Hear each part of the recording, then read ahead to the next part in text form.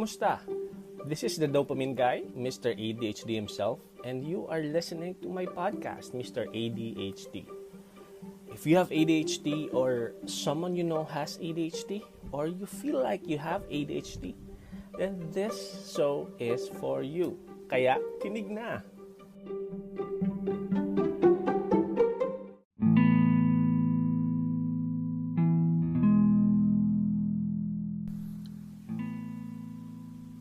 Dear Ate Charo.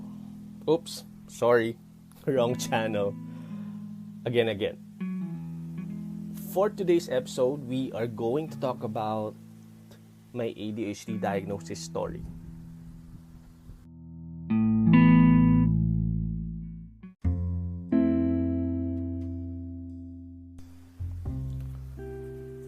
So the year was 2020. Naalala ko pa yung linyahan ng mga tao noon sa Facebook. 2020, please be good to me. Right. And then, here comes January 2020 with surprise. I think it was during that time nang nabalita, na Kobe Bryant and then his kid, his daughter, and among other people, ay namatay due to a plane crash. And then dito sa Pilipinas, pumutok ang Bulkang Taal. And then, of course, ang start ng pandemic, ang COVID-19. So isang malaking sorpresa para sa lahat yan. And we didn't really expect that 2020 will be such a year that will be remembered. Although to be honest, during that time, I think lahat naman tayo apektado. Ang dami mga pagbabago, right? Parang yung buhay mo biglang nakapos. Marami sa atin natakot. Nagstay na lang sa bahay. Ayaw natin lumabas. But I think personally, ako medyo kampante pa ako during that time. I think 2020 for me was more on kailangan maging maingat, nag-iisip, nag-a-adjust. Naalala ko nga during this time, sabi ng mga Pinoy, COVID ka lang, Pinoy kami. Malakas yarn. I know, we were trying to be strong then. Kahit alam natin na medyo nakakatakot. Hindi natin alam what's going on, what's going to happen. Employments were affected. Siyempre, stress na stress tayo sa buhay natin. But ako noon during that time, parang sabi ko, well, I can do it. What's mental health? Yabang. Oh well, at least that was 2020 for me. But 2021 is a different year altogether.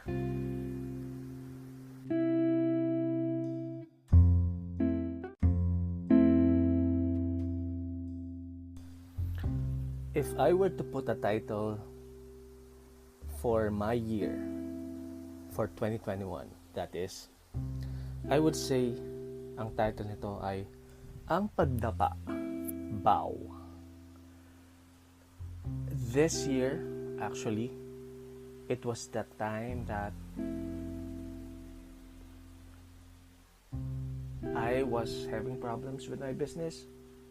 There were some deals that didn't go through. And then,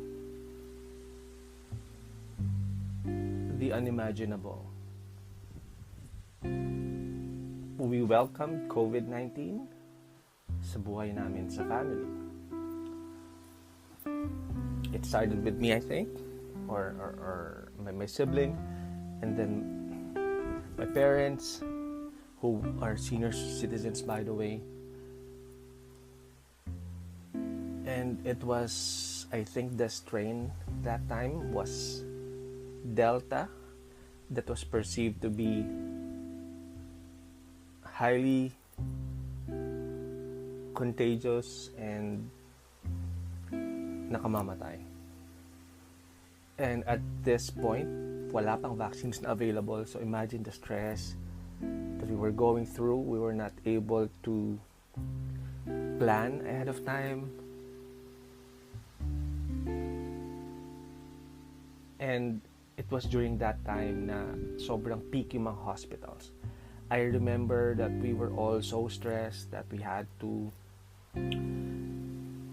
bring our mother to a hospital kaso walang available. I think we were turned down 3 times, and the 4th time we were asked to sign a waiver dahil wala nga daw available na oxygen tank in case magkaroon ng problems. So it's as good as saying na bahala na kayo sa buhay nyo. So the family decided then to just do home care, and successfully we were able to go through that just fine, and we were very thankful. I remember this time na scam din ako ng isa sa mga, while people were sending me money for help, may mga nag-approach sa akin na tutulungan daw ako para mag-reflect yung money, but then again, it was a scam. So nangangailangan ka na nga tapos mananakawan ka pa, right? And then also, this was the year that we lost some loved ones, and it was very difficult, I would say. I thought things were okay. I thought I was okay, but hindi pala. Alam mo yun? This is the time that I realized, I need help, that I cannot do it alone. It was the first time ever in my life that I felt so helpless, na wala akong matulungan or wala akong makuhaan ng tulong.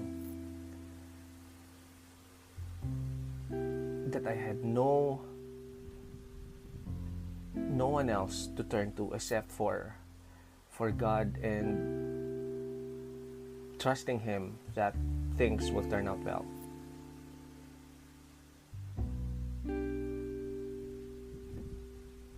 It went well. I thought so.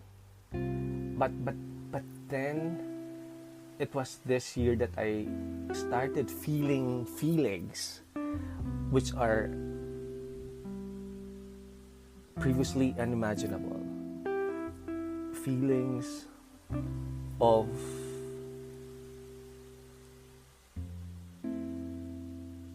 anger, feelings of frustration, feelings of helplessness, of hopelessness, and feelings of gratitude as well. So I think it was so intense for me in 2021 that I thought things will be okay, but meron pala din siyang effect, especially on my mental health.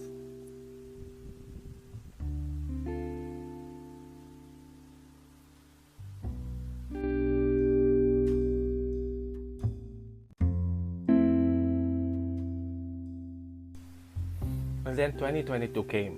So I left all the bad jujus of 2021 hoping na 2022 will be better. Kaso parang hindi. It started, I think, it was okay. But I was still feeling low. Parang there's something wrong that I can put my finger to.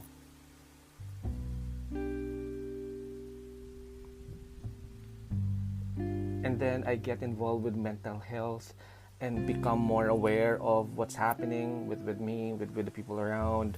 And then that made me realize a lot of stuff about myself. Was I just depressed? Because of how bad 2021 is, I'm still feeling the effects in 2022. Was that it? Or could it be something else?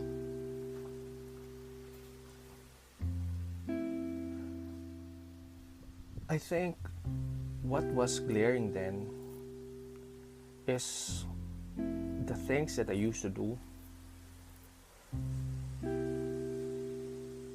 no longer have the same effect.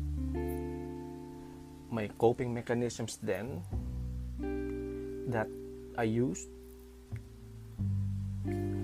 if I need to work on tedious tasks, or if I need to be motivated, if I need to go by, they're no longer sticking. Back in 2020 and 2021, I was exercising daily. My diet was okay. I was on keto. I was on intermittent fasting. And I really lost a good amount of weight. And I think this is the time na I know na my healthiest. And I tried to do that in 2022, at least. Kaso hindi ko na kaya maging consistent. I don't know why. Also, I felt that my motivation was affected. My goal or goals in life, I felt that parang wala. And then this made me look back and parang wala naman yata ako talagang goal sa buhay. Right. Anyways. So aside from that, being unable to do my coping mechanisms before, no matter how I was trying to be organized with my lists, my calendars, hindi pa rin kaya. I kept on missing deadlines. I don't have the energy to work on stuff anymore. For one day, 1 week, I will be okay. And then another, I will slide back to the abyss, so to speak. Parang my energy is like parang roller coaster. Parang minsan okay, minsan hindi. What's happening?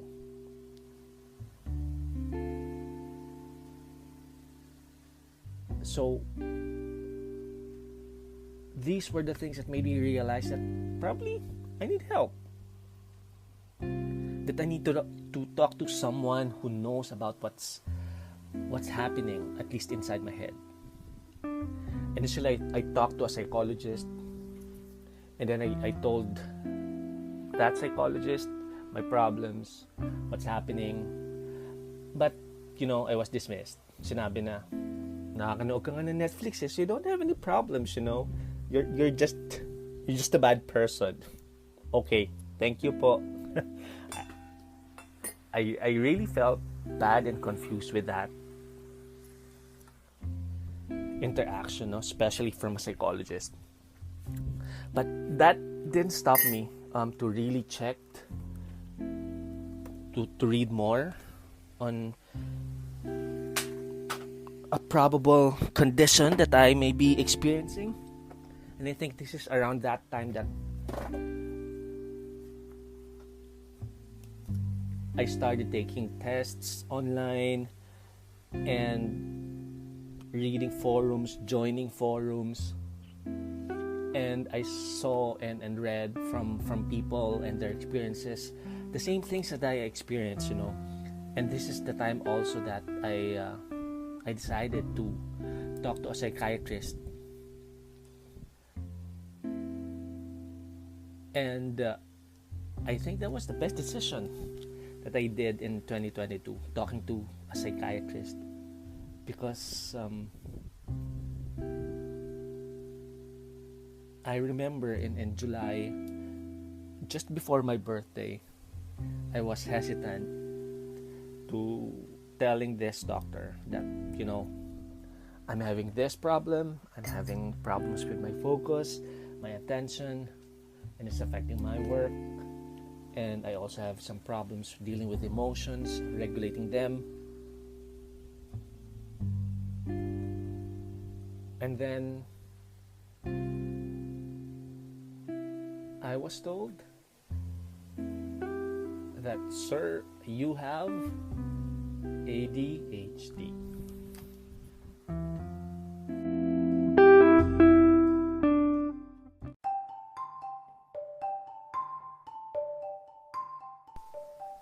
So that was my diagnosis story. And apparently it's a phenomenon that's common in the journey of being diagnosed, and in particular in ADHD. That's what we refer to as ADHD tipping point. So what's an ADHD tipping point? Now, according to psychocentral.com, an ADHD tipping point simply refers to a timeline in an undiagnosed patient's life when it seems that the coping mechanisms and strategies that they were using to compensate for ADHD signs and challenges are no longer working and falling apart. So exactly what I went through, right? So initially, that's how I felt, my coping mechanism no longer working. So apparently that's what we refer to as the tipping point in ADHD. So it's actually the stage where people from being undiagnosed to diagnosed, it is the time where symptoms become more prominent, more intense, and ito yung time na alam mo yun, I remember that book or novel or movie, yung series of unfortunate events that in a way push you to your tipping point.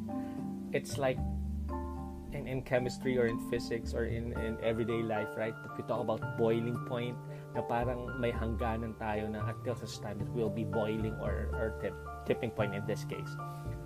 So, ano ba yung mga series of events that could lead to a person's tipping point? It means, on my end, parang COVID, there's also death and failures in the businesses, my awareness and seeking help, and for a lot of us, ito yung mga time na medyo nahihirapan na tayong mag-cope, medyo overwhelming na yung mga emotions and chaos. And at some point, we are consumed. Unfortunately, this is also the time that we're very emotional, very fragile, and very vulnerable. Some seek help, some don't. It's a very difficult time to be in. And for people with ADHD, it's actually the point wherein you are transitioning to getting diagnosed, but at the end of the day, after all the highs and lows, it will lead to a discovery of yourself, and that is your diagnosis. This is what they say as the straw that broke the camel's back, Nax. So it's actually the events, life events, that pushed you to break to your point that you really feel helpless. And in my case, or in this case rather, this is what we call or refer to as the ADHD tipping point.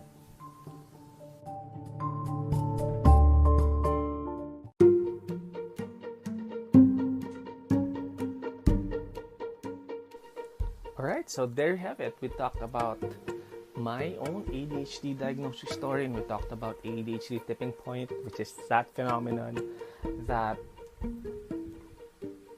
tipping point, that the timeline where people get diagnosed, and in this case, getting an ADHD diagnosis.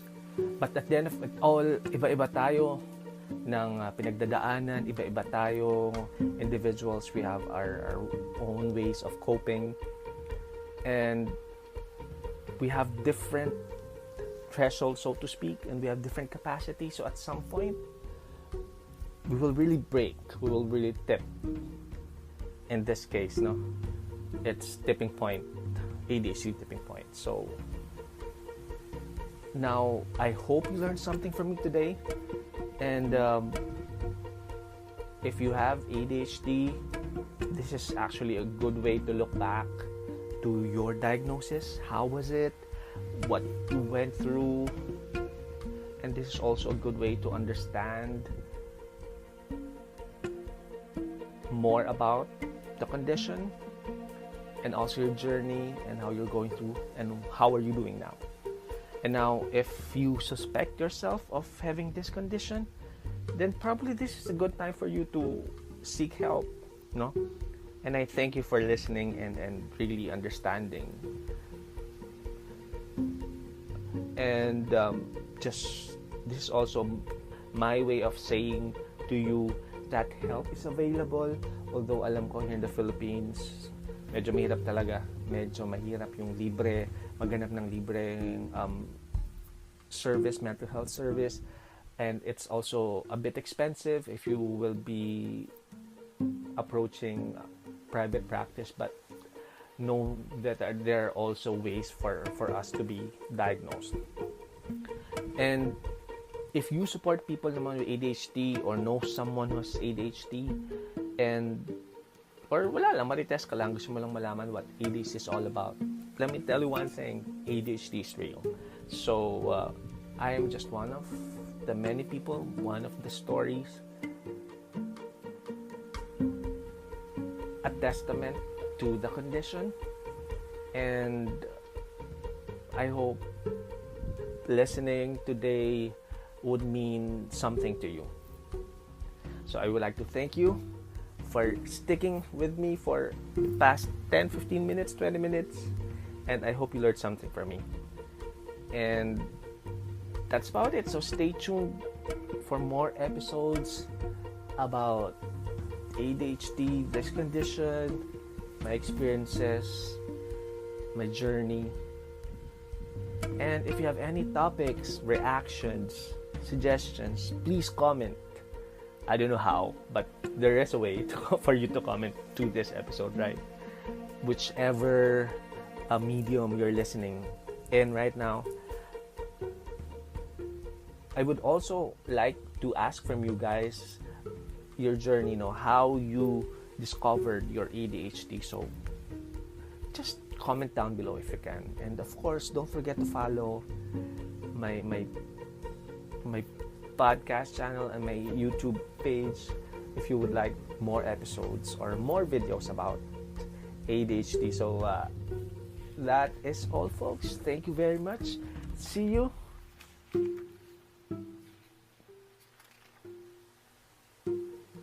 Until my next podcast episode. Bye-bye. This is Mr. ADHD.